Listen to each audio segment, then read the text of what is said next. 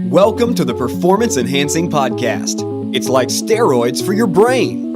A podcast for people that want the best info, but just don't have the time. Get your podcast fix with the Cliff Notes versions of your favorite podcasts. No fluff, just the actionable golden nuggets. Having this much knowledge at your fingertips should be downright illegal. So get ready for another dose of Performance Enhancing Podcast with Satori Prime. Here's your host, Ilan Ferdman.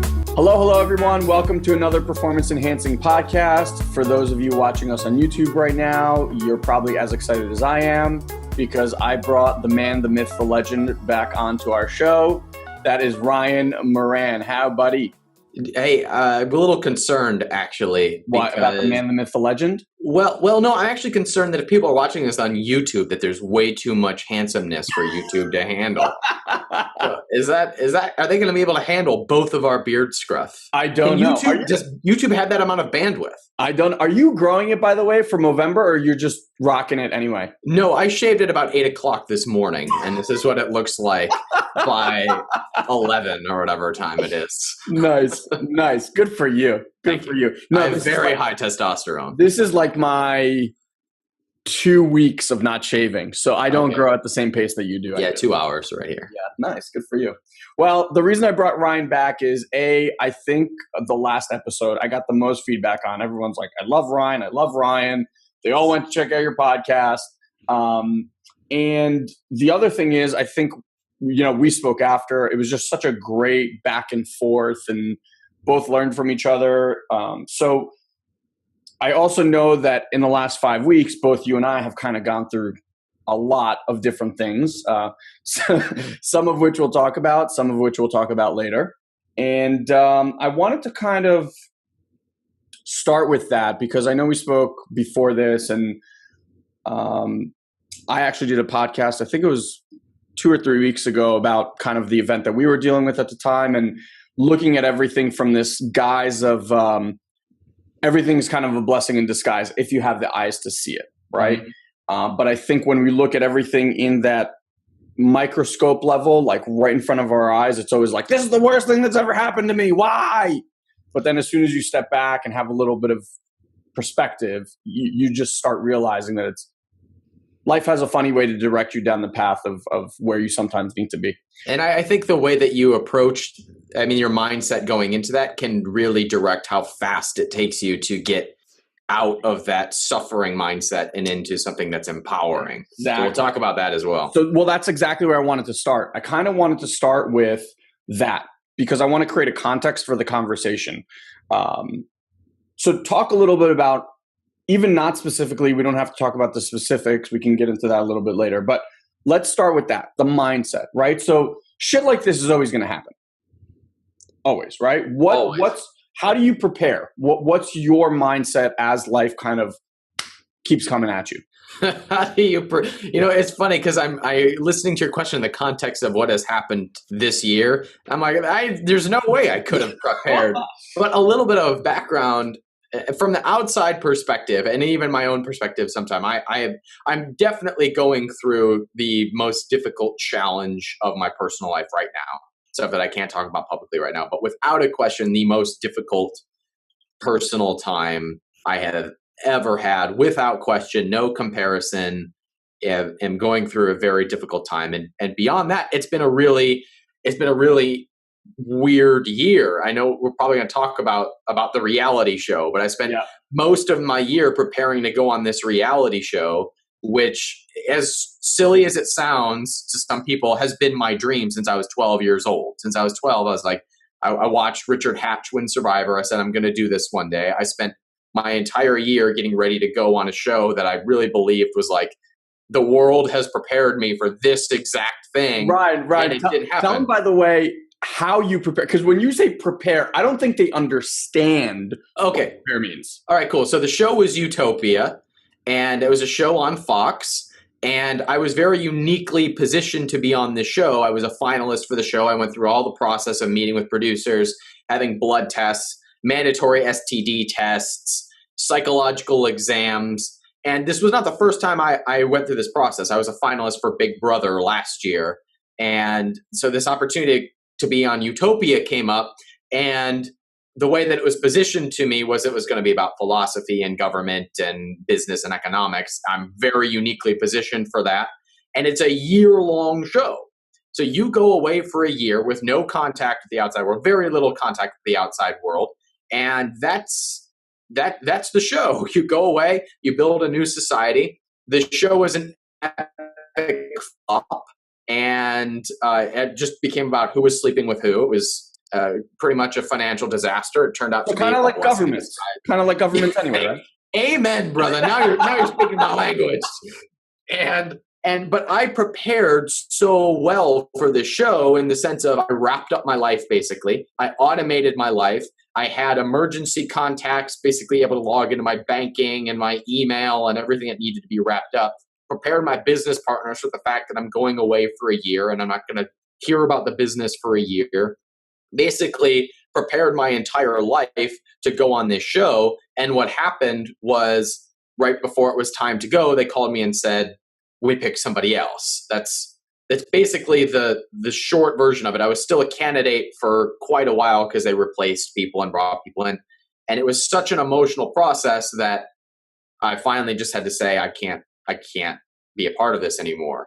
But that was my year up until recently. And then I experienced, right after we called off the show, I experienced and completely unrelated to the show, I had a personal crisis involving my family that has been absolutely the most difficult thing I've ever gone through. And I can talk about it publicly in a couple of months, but it's completely knocked me on my butt. So how do you prepare for that? To your question, I have no idea, except I do know that if I did not have a very strong sense of self, me crying on my bed, getting the news about what's going on in my life, I may have never transitioned out of that. Yeah. Or the idea of I'm a failure because I didn't make it on this reality show, even though it was an epic disaster. I may have never been able to spin out of that because there was a story going on in my head of I'm a loser, I'm a failure, this dream is never going to happen, and I'm a loser for even considering this as a dream. So if I didn't have a very strong developed sense of self, I never would have been able to spin out of those difficulties. But here I am, my business is still growing. I'm selling a business right now, and I've somehow, and the aftermath of it all, after processing everything, I'm still able to maintain my happiness. So I don't know how you prepare for the things that you don't see coming, except if you don't have a very strong sense of self, and if you don't have your inner game going on, then the things that you don't see coming will wreck you. And it was very tempting for me to become bitter and hard and angry through this process. And there were many times that I said, I actually had this little conversation with myself. If I don't change the way I see this situation, I am going to become an old, bitter man. I am going to grow and be resentful. I'm going to age and be angry.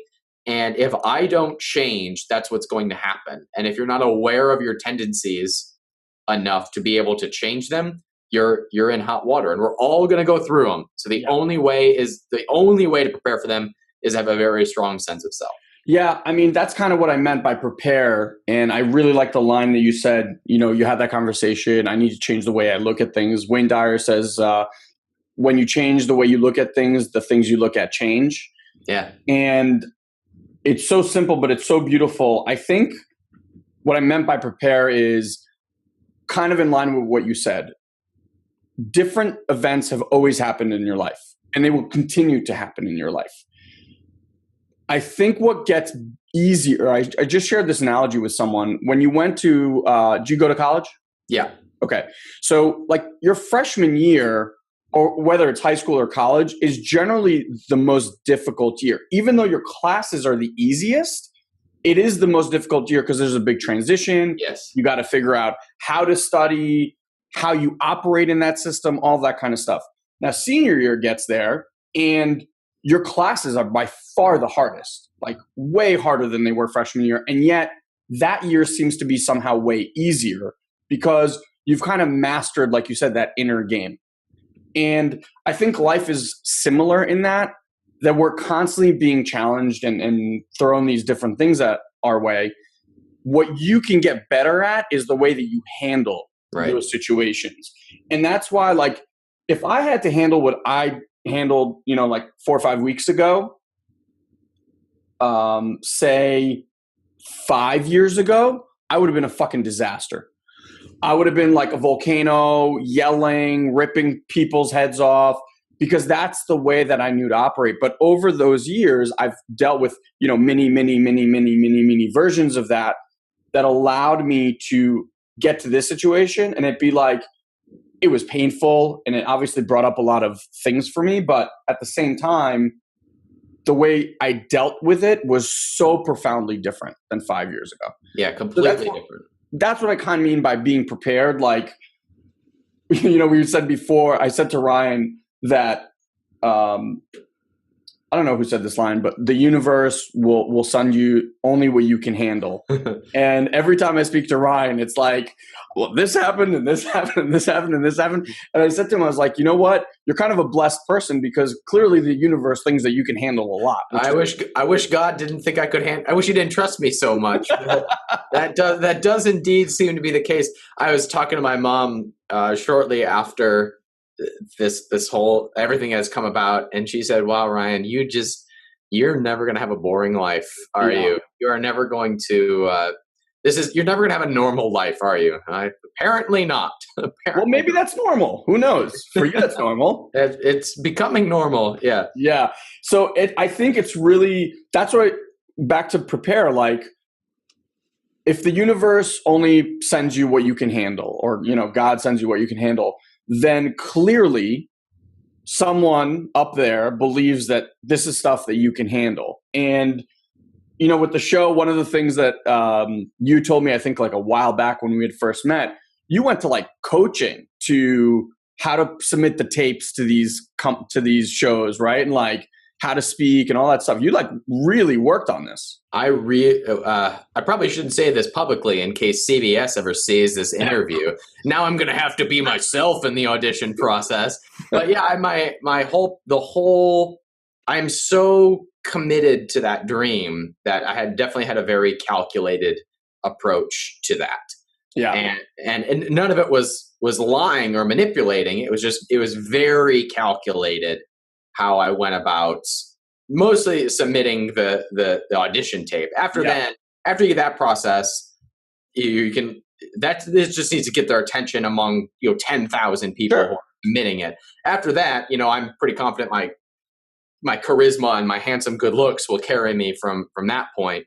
But yeah, you're right. Yeah, I was very calculated and did hire some like scripting coaches to help me get their attention in that opening script. So again, like he went through a process. Like it wasn't just like, hey, I'm going to try this thing. It was like work to do it. I saw the TV commercial. I said, my whole life has prepared me for this moment. I said, I am putting everything I have into this process. Wow. And it was basically, I've never been more committed to something than I was this show and this process, because I really believed that I was uniquely prepared for that. Clearly. So here's an interesting thought. So they call you, you rearrange your entire life, business, family, the whole deal, ready to go. They call you, they say, hey, Ryan, sorry, no go. Right. What do you say to yourself at that moment? What was what was the knee jerk reaction, voice in your head thought? It wasn't supposed to be like this.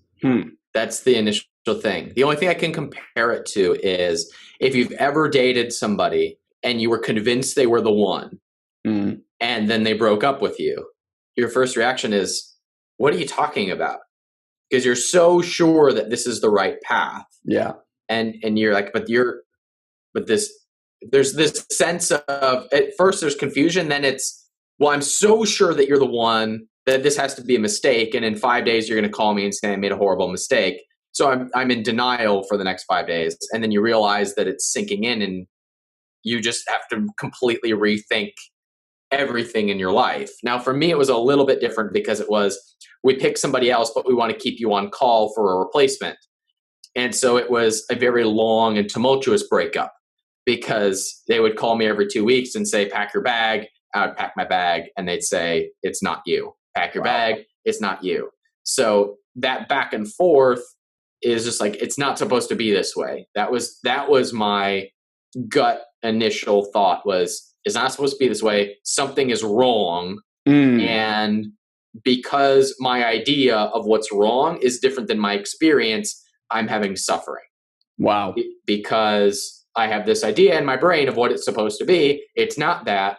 And that's really what suffering is, right? It's that difference between what you expected and what you have. Yep. And because what I had imagined was very different than what I was experiencing, I experienced a lot of suffering. Yep. And that was a little taste. I'm sorry to belabor the point, but that is nothing to do with the change and the difficulty that I experienced in my personal life shortly after that. And it was a tenfold experience of that. I had this idea of what my life is going to be, and something changes, and now I have suffering. But that's in both of those instances, my first initial reaction was it wasn't supposed to be this way. It was supposed to be the idea that's in my brain. Interesting. So there's a concept that Guy and I used to teach a lot called shoulds. And when people whenever you say like it should be this way is a very dangerous thing. And we do that with people, we do that with events or something. So like anytime someone says like, well, they should, like to their partner or intimate partner or whatever, they should be this way, right? And most of the time, all of that should is just kind of in between our ears. And it's the world that we kind of create. It has nothing to do with reality. It literally is just this made up thing.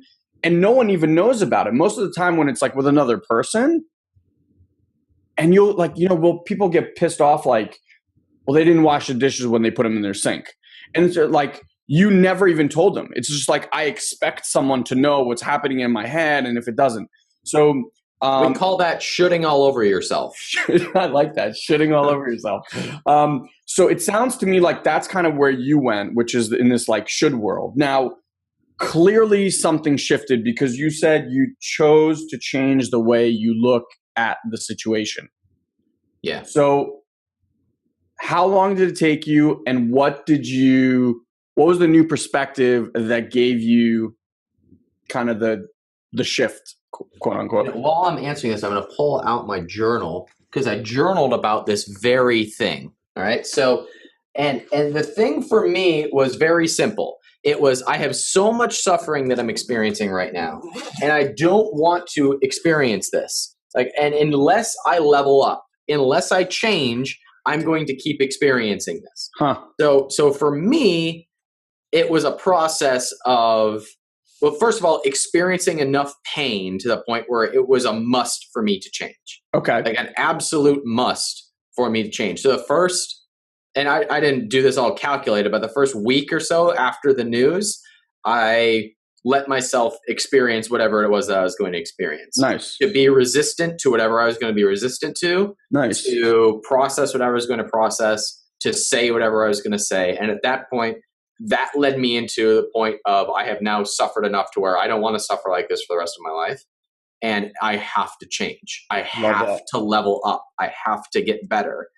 My health is fine, but I imagine that if the news that I got was a health news that some people do, some sort of disease that is now permanent, the people that, we all know people have had bad news and then get better, and people have gotten bitter about it. And I imagine the people that get debilitating disease news, the ones who really prosper, the ones that you see flourish in spite of it, are the ones that say, this is my reality. I'm going to level up and get better as a result. Yeah. And mine was the exact same thing. So one of the things I did is I have a journal entry here, was I started writing down a list of things in my life. You can see it here. Yeah, this is my list. The list of things in my life that I'm thankful for that don't change as a result of this process. Oh, that's brilliant. So, of course, the first one is the Cleveland Indians. And this, of course, the first one is going to be the Cleveland Indians. This is the list of, even though it looks like I feel like my life is I won't say over, even though that's how I felt at the time, even though it feels like my life has taken a hit. These are the things that are currently in my life that don't change, that I still get to experience. And that was, and I just read this until I read this every day until I realized that there were still good things in my life. Awesome. And that they weren't going anywhere. And then the second thing that I did was I just wrote down what I want my life to look like in this new reality. Because for me, it felt as though the self-noise that I was saying in my brain was, I'll never have a goal again. I have nothing to work for anymore.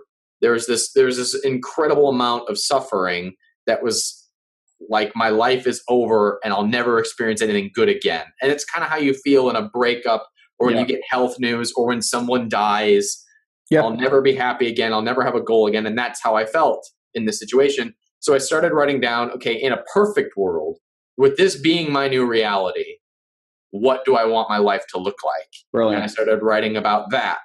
And as your brain starts to accept your reality, you get like a new standard. You get a new, you have a new, what you consider set, a new baseline. That's a good word for it.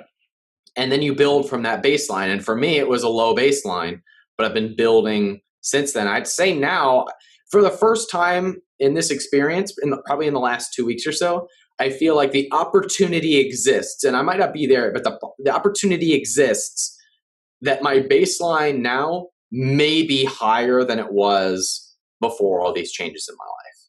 And that opportunity is now possible for me, kind of like when you build a business and you say, I want to be a millionaire, and you say that doesn't even, that amount of goodness can't exist.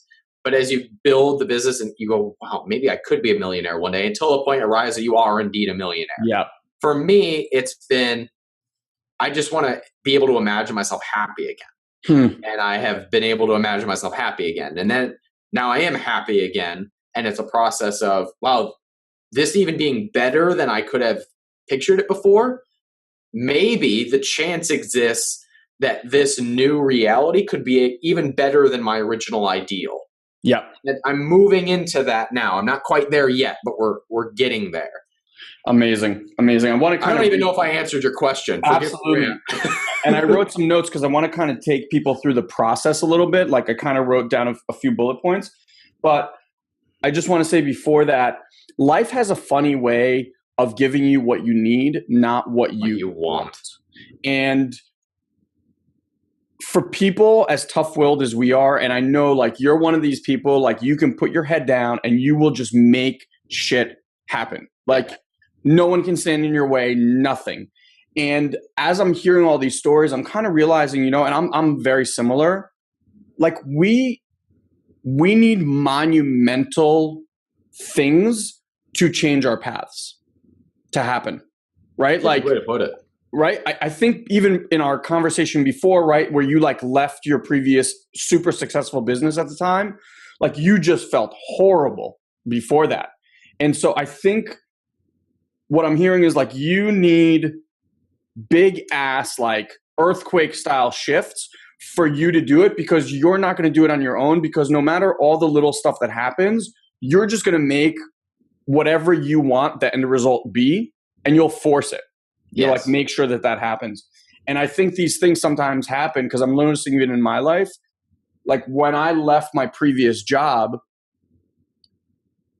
I had this whole vision of how that's going to be. And if it wasn't for like the economic collapse and me losing all this money and blah, blah, blah, like the golden handcuffs were so good that I would have never left. I would have just studied. And then I wouldn't be doing what I do today, which is a pursuit of passion for me. So I think that was interesting. And I think when we look back at all these things, the worst things, like I said in the beginning, that ever happen tend to be the ones that we'll look back like 5-10 years from now and say, thank God that happened to me, because I wouldn't be here today. If you level up in that process. Exactly. So if depending on how you respond to the situation, I agree. So I want to kind of walk through the process, and you tell me if I'm missing anything, because I wanted to bullet it because I thought it was really smart about how you went from crying in your bed to like now here happy. And I just want to make a caveat that you cannot do this in a day. This is not like oh God, my life is over, to like, oh, yippee like that. Like, it just doesn't happen. There's a process. So here's what I heard. First, be with the pain. Actually feel the pain. Stop resisting. It shouldn't be this way, but like, take it all in, experience what you need to experience. That's what I heard as step one. Yep. Step two, grateful practice. So like gratitude. Find what it is that you are grateful for, because that, from a brain chemistry perspective, can actually shift and give you new way to look at the world. And I love that you did it in a very specific way, which I never heard. What in this world that I love, even with having gone through this whole thing about myself, is still not going to change. Like it's still going to go on exactly the same way. I really did that. But I just want to call that kind of like the gratitude practice.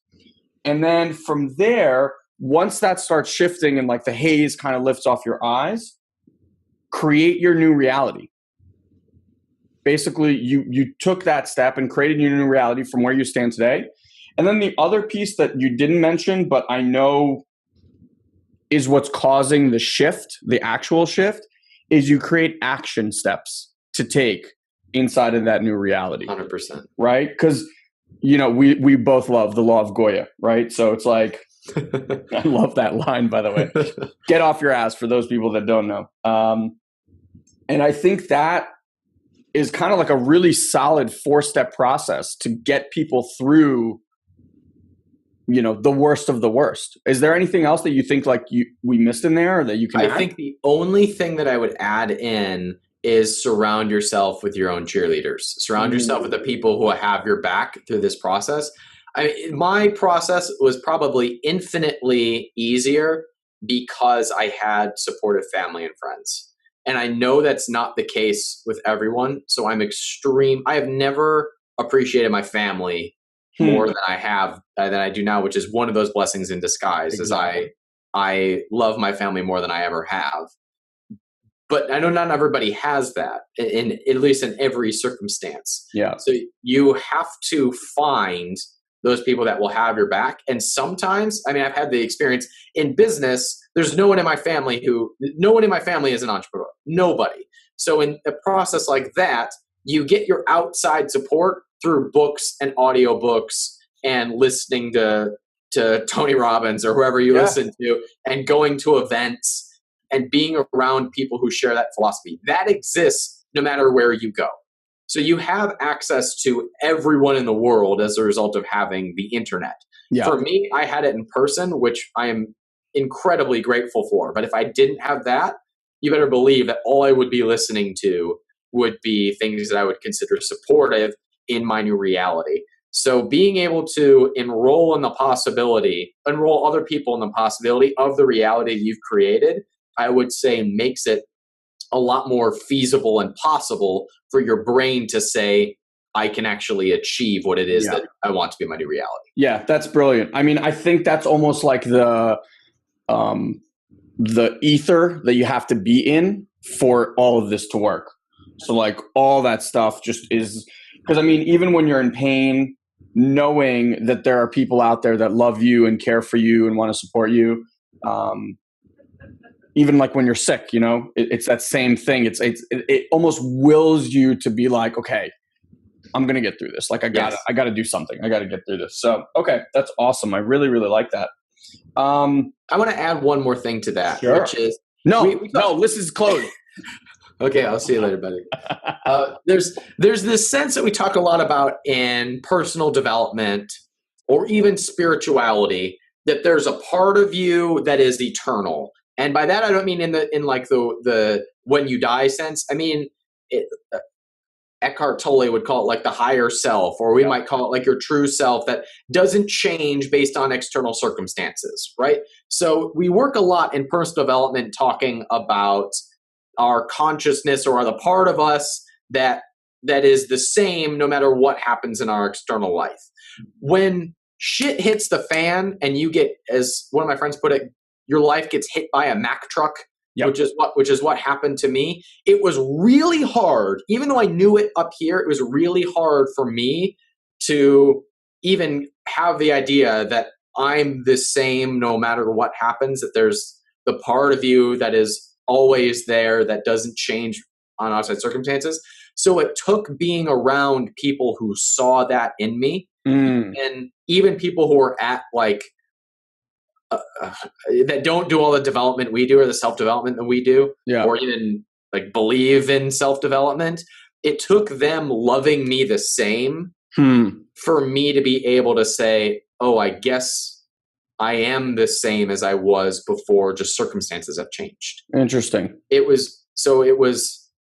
took the outside reminder of my true self, if you will. And that sounds so like hippie-ish of me, but it took other people loving me exactly the same for me to be able to even see that I was the same regardless of my circumstances. And it sounded way more out there and airy than I wanted it to. Well, I think you understand. We can ground it because you said something before and it kind of aligns with what you said now, which is your baseline for the first time. There's a possibility that it's higher than it was when you even started, right? Because you kind of like went from really, really low to now you're like, well, maybe it's even higher than when I first started.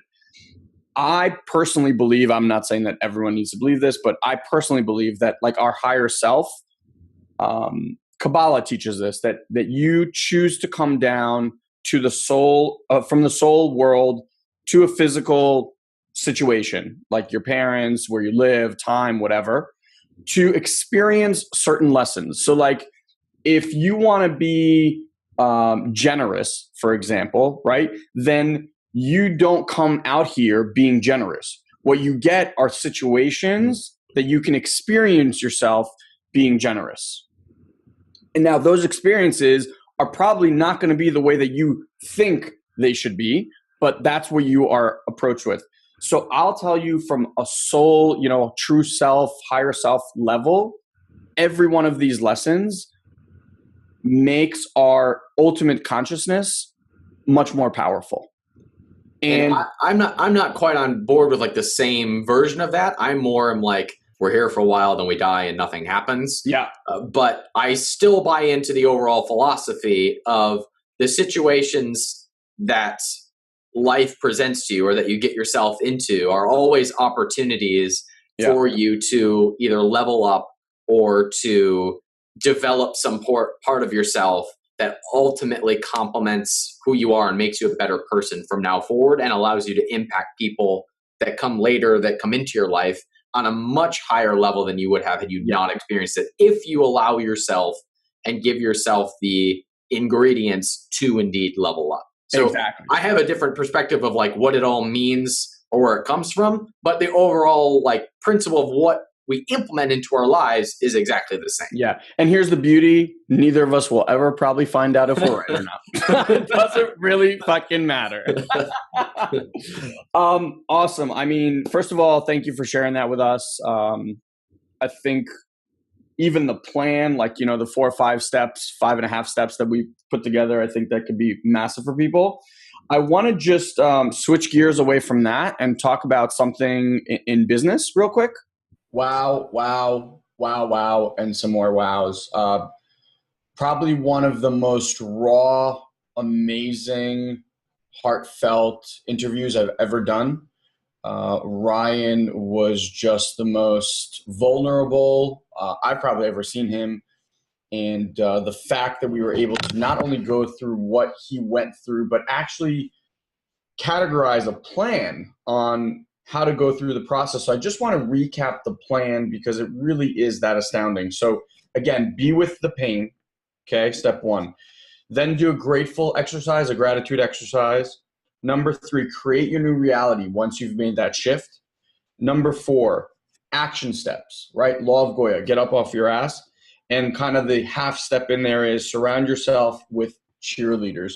So again, just a massive thank you to Ryan. And in part 2, we're going to delve into something completely different, which is Ryan has recently dealt with selling a business, which is something that I've never actually done or know much about. So it was really interesting for me to find out that process and you know, the pitfalls and the learning curve, et cetera. So make sure you stick around for part 2. So as always, you can come check us out at satoriprime.com. Make sure to do that. Also, would love to hear from you off the last podcast. I know some people were emailing me, so I want to give you that ability. It's Ilan at satoriprime.com. Let us know how we're doing. Again, you can always leave the reviews and comments on iTunes as well. And if you just want to shoot me a text and say that, hey, I'm enjoying this, then just our phone number is 201-815-4414. Would love to connect with each and every one of you. Love you guys. Have an amazing, amazing day, and stay tuned for part 2 with Brian Moran. Thank you for joining us on this week's Performance Enhancing Podcast. We've taken this pep talk and created a custom action guide so you know exactly what action steps to take now to grow your business. Just head over to satoriprime.com/podcast and download it for free. Also, please leave a comment and rate this podcast on iTunes. It'll help us get the word out. Thanks for listening. Now, go and implement. We'll see you next time.